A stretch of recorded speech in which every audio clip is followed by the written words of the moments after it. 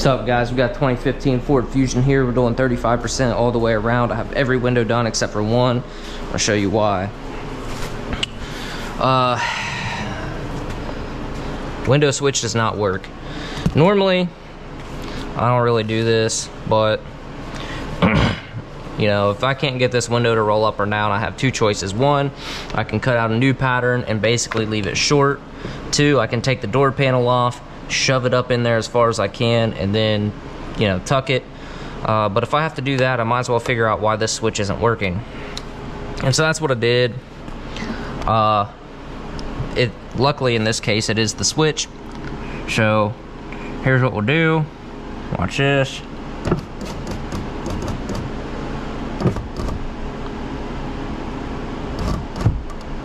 So all we have is just a test light hooked to a ground, and then we're gonna draw on this down, up, because we gotta do this. I've never done this before. I've never had to tint a window this way. I will have to check my test light though. For some reason my test light's not lighting up. It should, but all we're doing is just hooked to a ground here. This was super simple. I got the door panel most of the way off. Realized I had screws underneath the switch panel. In reality, I could have just popped the switch panel out, test it that way, but you know, don't really do it this way very often, so I wasn't sure if it was a switch panel issue, if it was gonna be the motor.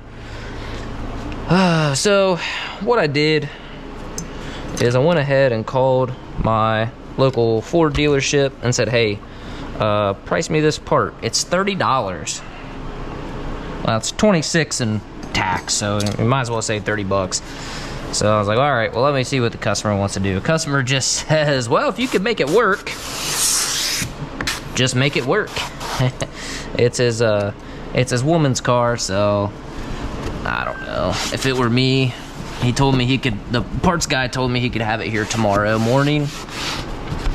If it were me, tent shop called me and said that, I'll just be like, hey, just go ahead and throw it in there for me. So that's not the case. I guess it could be, you know, you could call me back later and be like, hey, I talked to her and this is what she wants to do. So I don't know. This is my last window of the whole car.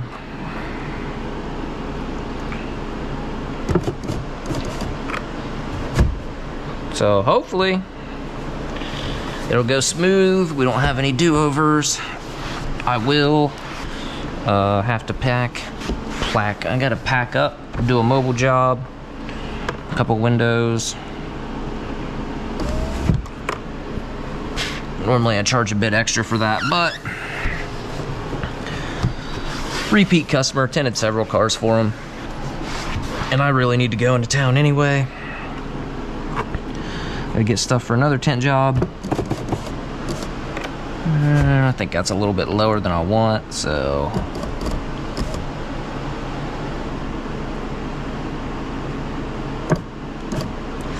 one thing about these Fusion windows, they always seem to have some play in them. Do what you will, do what you want with that info.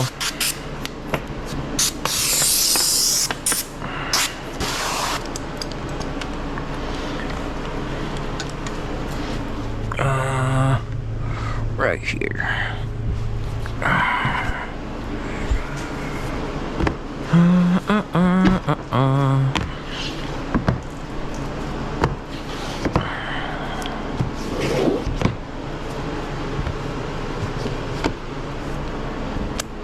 I know I'm a little bit behind on the videos. I've got probably 3 or 4 videos worth of content, but it's just like, I don't know, I was sick. The boss was sick. The baby was sick.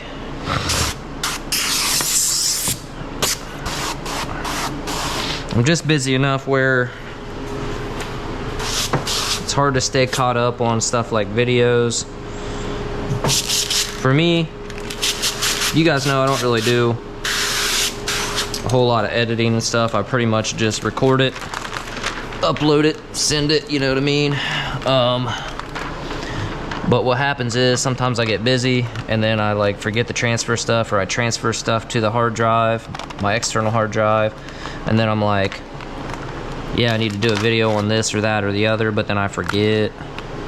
I just forget like what videos need made, what I actually recorded, what I didn't record. So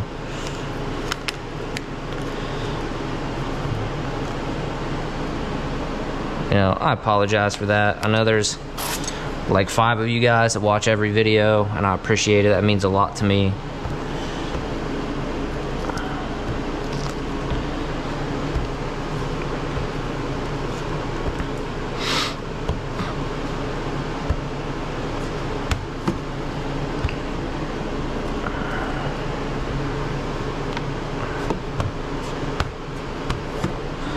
Now, honestly, I would like that to come back just a little bit. Probably gonna fight me. This slip solution's just not quite as slippery as I would want it. So, I mean, that's gonna be fine for this back window. Especially since I'm probably gonna roll it up and no one's ever gonna fix this switch. So, I mean, I don't know, maybe they will, maybe they won't, but I think all of us who've been in the business for a while know that, like, probably ain't gonna happen. So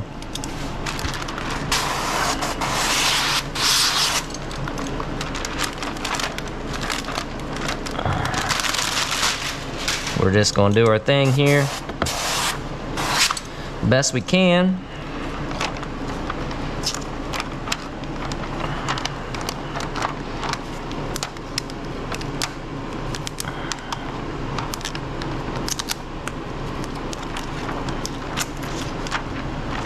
I really do dislike these fusions, mainly just because it's back window.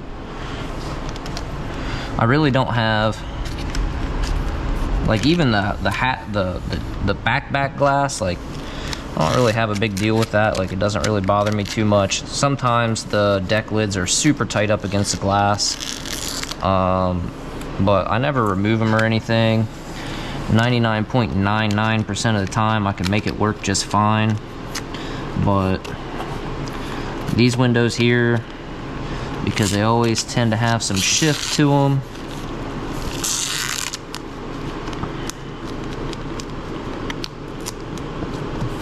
there we go. They always have some shift to them, and this is just very short. You say, oh, you should bottom load. Man, to me, I don't know. Maybe it's because I don't know. Maybe I don't bottom load right or something, but I tend to still get little creases on the sides, especially on really short windows like this when I bottom load. So to me, it's just extra step, extra time, and doesn't really give me any better result.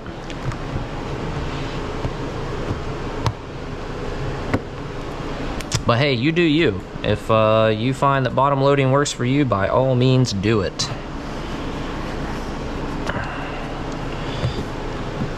This would have been a good car to bottom load, since I already had, I mean, basically the panel's ready to come off. Take out those 2 screws and she'd be ready. But I'm not doing it.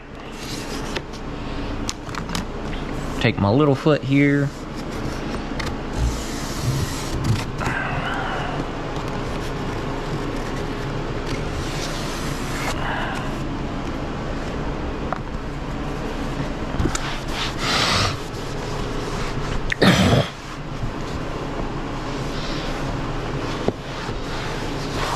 This car's got all kinds of like sap and stuff on the outside of the glass. I had to do some cleaning and whatnot. Make sure we get all this dried up pretty good. Don't need to shorten out my test light or anything.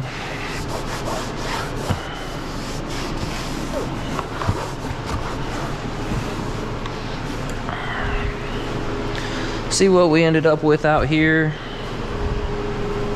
I'll take that.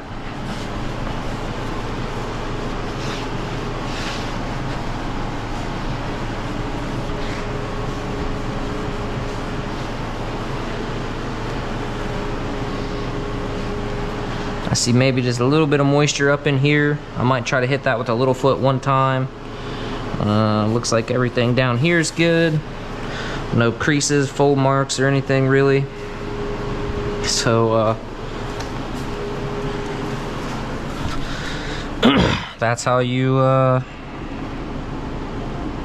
that's how you tint a window with no switch. So I'm gonna cut this off. I am gonna use this opportunity to make a quick little video on how to diagnose the switch itself and replace it, because I know there's probably somebody on YouTube that needs to know this information, and you know, that's why I do these videos. I don't really care. It would be sweet to get monetized, so that way I could actually, you know, get paid a little bit for taking the time to do this and whatnot. But more importantly than that, I just really like helping people, because man, times are kind of tough right now. And you know, I don't know, generally in my area, mechanics are going to charge between $75 and $150 an hour, and a lot of them have 1 or 2 hour minimums. So to switch out this little switch, you know, some shops are going to charge you $100 plus the parts, and it's super easy. So if you guys care about that, watch out for that video. But thanks guys for watching. I'll see you on the next one.